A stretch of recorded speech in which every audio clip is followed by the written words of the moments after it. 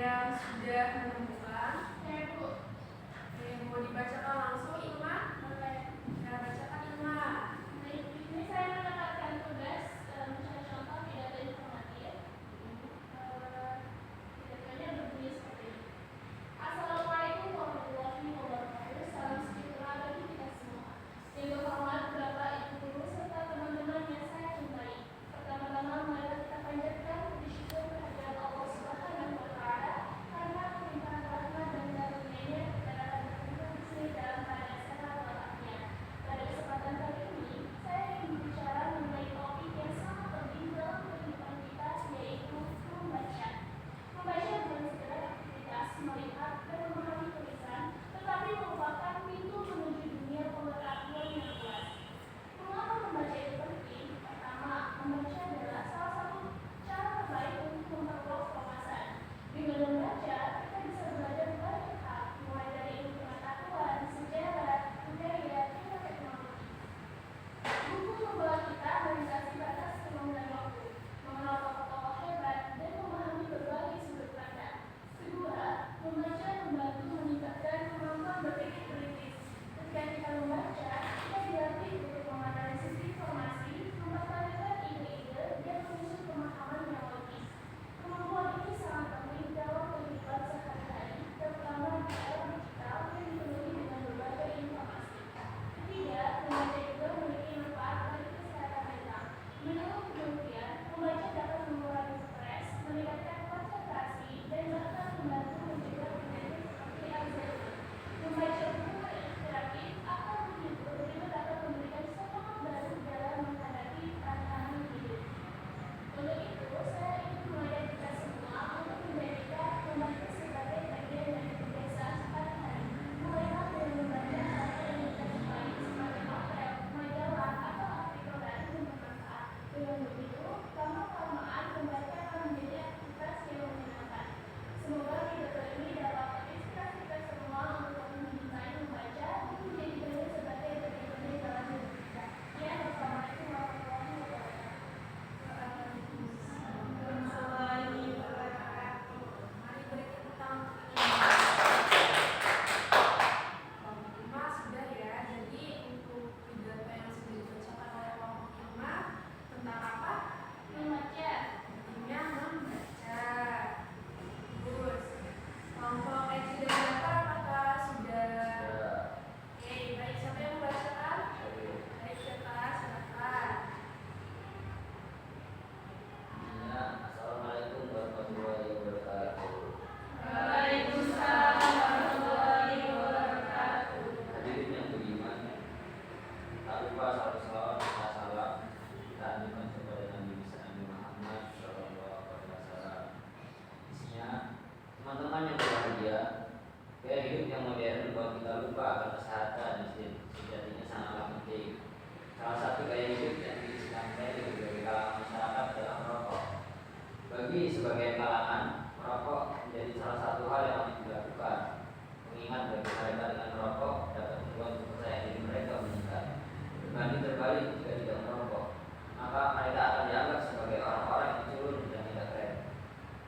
Tetapi tanpa mereka sadari, justru merokok memiliki banyak dampak buruk bagi kesehatan tubuh. Selain itu, merokok juga menjadi gerbang awal dari berbagai macam pergaulan bebas, mulai dari narkoba, mabuk-mabukan, perjudian, dan lain-lain. Hadirin semuanya, perlu sama-sama kita ketahui beberapa dampak buruk dari merokok agar kita bisa menyadari jika merokok bukanlah hal yang patut kita contoh. Pertama, merokok dapat menyebabkan paru-paru kita menjadi kotor. Bahkan kita ketergantungan dengan rokok dapat jangka waktu lama membuat paru-paru berlubang dan berujung pada kematian. Kedua, merokok juga bisa menyebabkan ketergantungan. Mengingat dalam merokok dengan zat nikotin dapat membuat siapa saja yang misalnya jadi ingin merokok terus-menerus. Tiga, jika sudah ketergantungan dengan rokok, maka dapat menjadi pemicu berbagai jenis kanker datang ke tubuh kita. Yang terakhir,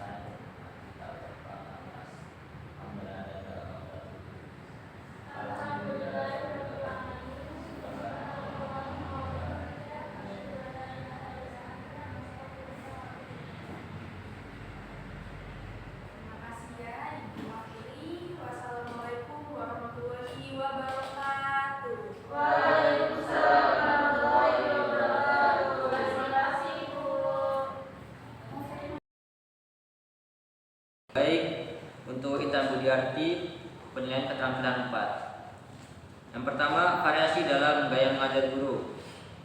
Suara, guru memberikan variasi dalam nada, suara, volume suara, kecepatan berbicara. Intan sudah melakukannya dengan cukup baik, namun suaranya belum terlalu keras. Yang kedua, mimik dan gerak.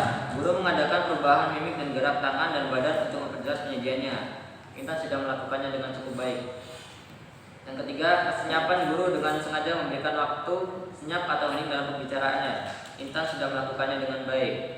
Lalu yang keempat, kontak pandang. Guru melayangkan kontak pandang dan melakukan kontak pandang dengan siswanya. Sudah dilakukannya dengan baik. Yang kelima, perubahan posisi. Guru bergerak dalam kelas untuk maksud yang berbeda-beda. Sudah dilakukannya dengan baik. Selanjutnya, memusatkan. Guru memberikan tekanan pada bukti-bukti yang penting dari penyajiannya dengan menggunakan bahasa lisan seperti dengan baik-baik, perhatikan ini, dan lain-lain. Dan isyarat yang cocok seperti mengangkat tangan atau menunjukkan dengan jari. Sudah dilakukannya dengan baik. Lalu selanjutnya, variasi penggunaan media dan alat bantu pengajaran. Variasi visual. Cara menggunakan alat bantu yang dapat dilihat seperti menulis papan tulis, menunjukkan gambar atau benda dan lain sebagainya. Dan lain-lain. Sudah dilakukannya dengan baik. Lalu yang kedelapan, variasi aural. Guru menggunakan berbagai suara langsung atau rekaman dalam pengajarannya, belum dilakukannya. Yang kesembilan, variasi alat bantu yang dapat dipegang dan dimanipulasi. Guru memberikan kesempatan kepada siswa memegang atau memanipulasi benda-benda atau alat bantu pengajarannya, belum dilakukannya dengan baik. Yang terakhir, variasi pola interaksi dan kegiatan siswa. Guru memperkenalkan perubahan dalam pola interaksi antara dia dengan siswa dan juga menganeka-ragaman kegiatan belanja siswa yang terlibat. Sudah dilakukannya dengan baik. Cukup, sekian, terima kasih.